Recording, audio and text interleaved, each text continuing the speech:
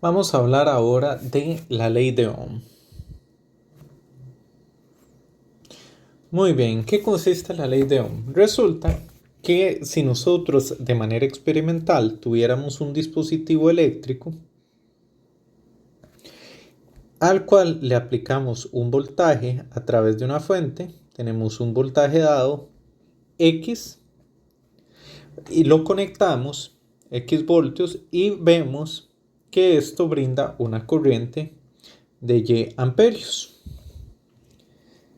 Entonces, se ve la relación a nosotros al aplicar un voltaje a un elemento eléctrico, brinda como salida o se brinda el efecto de que ese elemento eléctrico a través de él fluye una corriente de Y amperios. Nosotros habíamos ahora hablado de los elementos eléctricos conocidos como resistencias, los cuales su característica es que tienen una oposición ante el flujo de la corriente.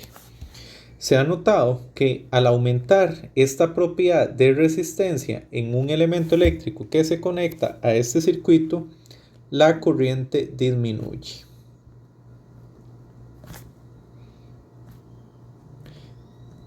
Esto manteniendo el mismo voltaje. Entonces, el voltaje es igual, aumentamos la resistencia, disminuye la corriente.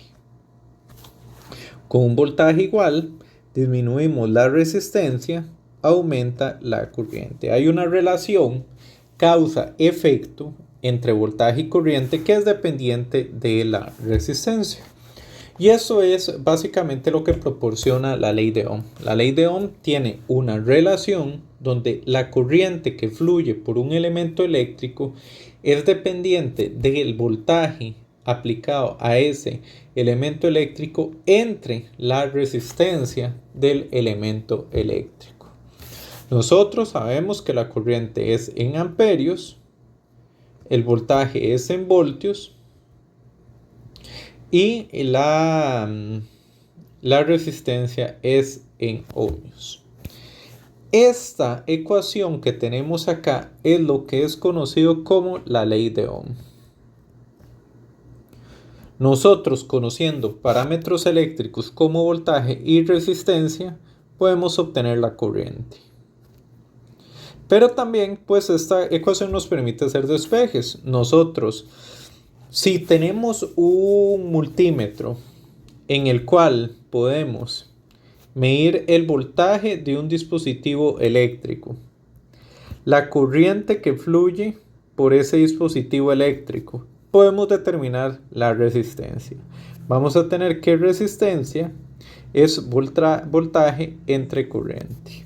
O de la misma manera, si tenemos la corriente y la resistencia, sabemos que corriente por resistencia nos da el voltaje. Estas son todas las formas de la ecuación de Ohm, de la ley de Ohm. Y esto pues es un modelo que utilizaremos para el análisis de circuitos. Si nosotros fuéramos a graficar,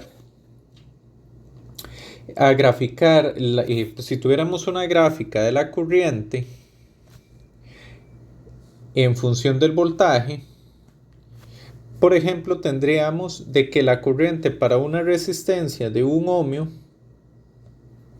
es mayor que la corriente para una resistencia de 10 ohmios. Esto pues funciona de esta manera.